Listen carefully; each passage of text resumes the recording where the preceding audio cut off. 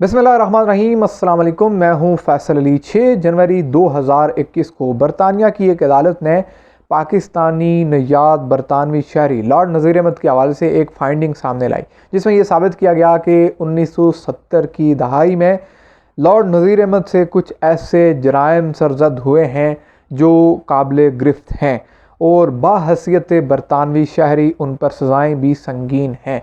ये तमाम तर मामला सामने आने के बाद एक कंट्रोवर्सी हमें देखने को मिल रही है। बिलखुसूस इस मामले को पाकिस्तान के ओवरऑल मामले से जोड़कर दिखाया जा रहा है, भारत की जानिब से और कुछ दीगर पाकिस्तान मुखालिफ ग्रुप्स की जानिब से।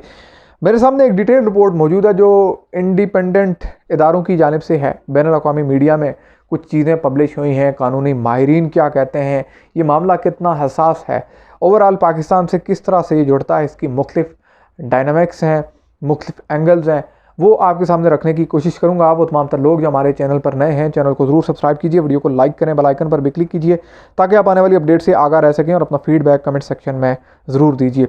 सबसे पहले आपके सामने ये ज़रूर रखूँगा कि 1970 की दहाई में नज़ीर अहमद से कुछ ऐसे जराइम सरजद हुए जब इनकी उम्र 16 बरस थी और उस वक्त जो ख़ातून थी जिसके साथ जिनसी हरासमेंट का वाक़या हुआ उसकी उम्र 16 साल से कुछ कम थी। फिर एक और वाक़या उसी 70 की दहाई में रिपोर्ट हुआ जहां एक 11 साला लड़के पर जिनसी हमले का वाक़या इन की जानिब से किया गया। और यही नहीं, इनके 2 भाई जो हैं, जिसमें इनके एक 71 साला भाई हैं मोहम्मद फ़ारूक और 65 साला मोहम्मद तारिक हैं, इन पर भी उस लड़की और लड़के के साथ जिनसी हमलों के इल्ज़ामात सामने आए और उसके बाद एक पूरा प्रोसेस शुरू हुआ। सबसे पहली और इंटरेस्टिंग चीज़ जो अभी तक मुझे कहीं से नहीं मिली वो ये है कि ये केस शुरू कब हुआ, क्योंकि जब ये वाक़या हुआ 70 की दहाई में तो इस वक्त इन तमाम तर ये जो लोग हैं इनकी उम्रें बड़ी कम हैं, 16 साल की उम्र और दूसरी जानिब 16 साल से कम उम्र का लड़का और लड़की। तो इस तनाज़र में ये केस कब शुरू हुआ और केस मैच्योर होते हुए कितना वक्त लगा और सबसे इंटरेस्टिंग कि केस किसकी जानिब से पुट किया गया। लेकिन ये ज़रूर मौजूद है कि केस एक लंबे अरसे से चलता आया और बिलाखिर बरतानवी अदालत के इस नतीजे पर पहुंची कि लॉर्ड नज़ीर अहमद इस तमाम तर मामले में इन्वॉल्व हैं। तो लॉर्ड नज़ीर अहमद जो है वो 1970 से ऑनवर्ड जब से आप कह सकते हैं कि ये वहाँ पर यंग हुए, जवान हुए, तो इन्होंने लेबर पार्टी को ज्वाइन किया और बरतानिया के ही एक हल्के से ये वहाँ लॉर्ड मंतखब हुए बरतानवी हाउस ऑफ लॉर्ड के अंदर।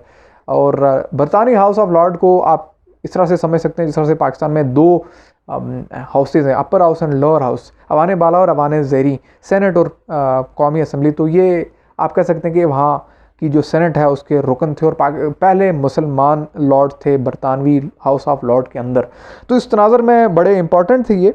लेकिन जैसे ही इन पर मुकदमात शुरू हुए तो तकरीबन साल 2020 के नवंबर में इन्होंने हाउस ऑफ लॉर्ड से उस वक्त इस्तीफ़ा दे दिया था, जब हाउस की एक कंडक्ट कमेटी जो है उसने एक रिपोर्ट सामने लाई थी और उसमें उन्होंने ये कहा था कि इस हाउस ऑफ लॉर्ड के अंदर मौजूद एक शख्स जिसको लॉर्ड नज़ीर अहमद कहा जाता है वो जिनसी हरासमेंट के वाक़यात में इन्वॉल्व है और उसके ख़िलाफ़ केस अदालत में चल रहे हैं, लिहाजा इनको मज़ीद कंटिन्यू नहीं रखा जा सकता बहसीत लॉर्ड। लेकिन इस तमाम तर रिपोर्ट पर एक्शन लेने से पहले बरतानवी हाउस ऑफ लॉर्ड इससे पहले का एक्शन लेती और इन्हें हाउस से निकाल देती, इन्होंने इस्तीफ़ा दे दिया ख़ुद नवंबर 2020 के अंदर।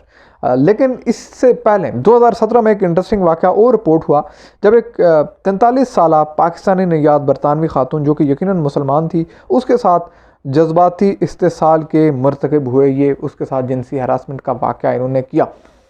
इस मामले को भी अभी तक रिपोर्ट ही किया गया है और ये अदालत में चल रहा है या नहीं ये अभी वाज़ेह नहीं है। लेकिन जो पहला वाक़या जो 70 की दहाई का वो तकरीबन अदालत में चल रहा है और उस पर इनके हवाले से मामला चल रहे हैं और इस वक्त एक फाइंडिंग आ चुकी है और अब इन पर सज़ा का तयन होना है।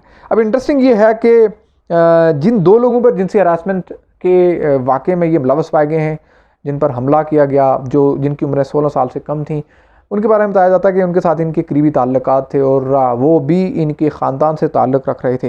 तो वॉइस ऑफ अमेरिका इस वक्त जिस तरह की रिपोर्टिंग कर रहा है वो बड़ी इंटरेस्टिंग है, जिसमें बताया जाता है कि लेबर पार्टी के लिए उन्होंने तवील अरसे तक काम किया था 1970 से ऑनवर्ड और 2019 में इन्हें हाउस ऑफ लॉर्ड का रुकन बनाया गया था और ये पहले मुसलमान थे। लेकिन इससे पहले 1998 में इन्हें बरतानवी जो उस वक्त के जो वज़ीर आज़म थे टोनी ब्लेयर, उनकी सिफारिश पर लाइफ पेयर बनाया गया था। एक इंतहाई ऑनरेबल आप कह सकते हैं इसको कि ओहदा है, एक बड़ा ही जिम्मेदारियों वाला ओहदा है, और बरतानवी सिस्टम के अंदर लाइफ पेयर एक बड़ी ही जिम्मेदारियों पर मबनी एक पोजीशन होती है जो आम तौर पर इतनी आम नहीं है, लेकिन जो रॉयल फैमिली है उसकी स्वाबदीद है कि वो किसको ये ओहदा दे। अब सूरत हाल ये है कि इनकी सज़ा का तयन होना है कि इनको क्या सज़ा दी जाए, और उसमें सबसे अहम कानूनी पहलू जो ये है, 2 से 3 अहम तरीन कानूनी पहलू हैं जो मुख्तलिफ कानूनी माहिरीन बताते हैं। एक तो ये है कि ये पहले देखा जाएगा कि जिस वक्त ये जुर्म हुआ उस वक्त इनकी उम्रें क्या थीं।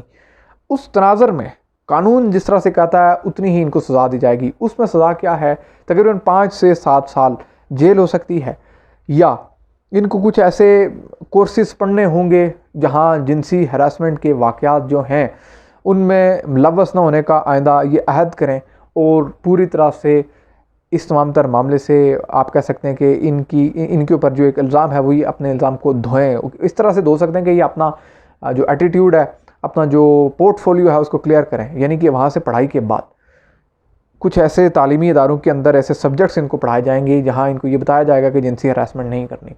ये हो सकता है। फिर कानूनी माहिरीन ये कहते हैं कि इंटरेस्टिंग कि अदालत अभी इस चीज़ का भी जायज़ा लेगी कि ये जुर्म करने के बाद इनका ओवरऑल पोर्टफोलियो कैसा रहा, इनकी कंट्रीब्यूशन क्या रही, सोसाइटी के अंदर इनका रोल कैसा रहा। तो इस तनाज़र में इन पर एक तलवार तो ज़रूर लटक रही है कि 2017 में जिस तरह के जिनसी इस्तेहसाल के मामले में ये इन्वॉल्व हुए एक पाकिस्तानी खातून से, तो उसमें डेफिनेटली अदालत की तवज्जो उस जानिब जा सकती है, क्योंकि एक जानिब ये 2017 मार्च के साथ 1970s की दहाई में 1970 की दहाई में इन पर जिनसी हरासमेंट का इल्ज़ाम इस वक्त साबित हो चुका है 2 लड़के और लड़की से। और अब क्योंकि जब कानूनी माहिरीन ये कहते हैं कि इनको एक बार फिर देखा जाएगा इनकी सूरत हाल को, कि उसके बाद इन्होंने इस तरह का अटैम्प्ट तो नहीं किया। अदालत ये जानने की कोशिश करेगी कि आदि मुजरिम हैं या कभी कभार इनसे ऐसा अटैम्प्ट हुआ। तो 2 मरतबा के बड़े वाक़यात हैं जो इनके गले पड़ सकते हैं। एक तो 70 वाला पड़ चुका है, अब 2017 वाला तकरीबन उसमें सिचुएशन काफ़ी ज़्यादा इनके लिए वर्स्ट बन सकती है। लेकिन बावजूद इसके बरतानवी जो कानून है वो काफ़ी ज़्यादा सख्त है, और सिर्फ यही नहीं कि एक पाकिस्तानी शहरी वहाँ काबिल गिरफ्त हुआ और पकड़ा गया है और उस पर केस चला और फाइंडिंग सामने आई। बरतानवी शाही ख़ानदान के एक फ़र्ज जो है उन पर अमेरिका में इस वक्त जिनसी हरासगी का मामला चल रहा है, और शाही ख़ानदान के बड़े करीब तरीन हैं। तो फर्स्ट के अंदर कवानीन बड़े सख्त है और उन पर अमल दरामद भी होता है और वो यकीनी होता है। अब इस हवाले से कानूनी माहिरीन यही कहते हैं कि ये 2-3 चीज़ें हैं जिनको बड़ी संजीदगी से लिया जाएगा। 2-3 पहलू और बताए जाते हैं।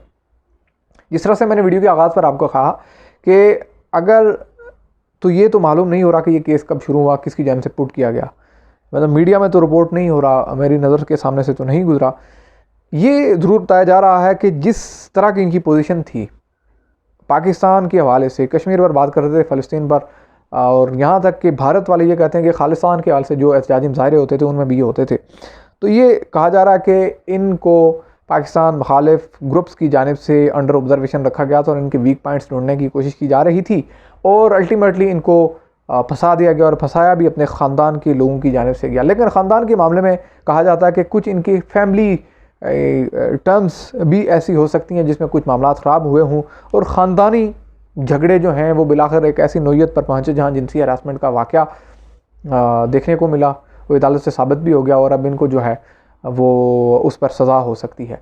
तो ये 2-3 चीज़ें हैं, 2 एलिमेंट्स। एक तो पाकिस्तानी शहरी होने के नाते फ़लस्तीन पर, कश्मीर पर और खालिस्तान के मामलात को बहुत ज़्यादा उठाने और बात करने के हाल से, और वहाँ लोगों को ऑर्गेनाइज़ करने, एहतजाजी मुज़ाहरे कंडक्ट करने में इनका एक बड़ा रोल बताया जाता है। दूसरा ये कि ख़ानदान के अंदर इनके कुछ मामलात और मसाइल ऐसे हो सकते हैं, ये इंटरनेशनल इदारे रिपोर्ट कर रहे हैं। वॉइस ऑफ अमेरिका ने इसको रिपोर्ट किया है कि फैमिली के अंदर, क्योंकि वो 2 लोग जिनको 70 की दहाई में इन्होंने जिनसी हमलों का निशाना बनाया वो इनकी फैमिली के हैं और इनके ताल्लुकात हैं, तो कुछ ऐसा हो सकता है कि ख़ानदानी रंजिशों की वजह से बिलाखिर इन्हें कोर्ट कचहरियों का सामना करना पड़ा, और अल्टीमेटली अब ये गिल्टी पाए गए हैं और इनको सजा सही जानी है। बहुत सारी डिटेल है, फर्दर इसका फॉलोअप ज़रूर करता रहूँगा और आपके सामने रखूँगा। चैनल को आपने ज़रूर सब्सक्राइब करना है, वीडियो को लाइक कीजिए, फीडबैक कमेंट सेक्शन में ज़रूर दीजिए। अल्लाह हाफ़िज़।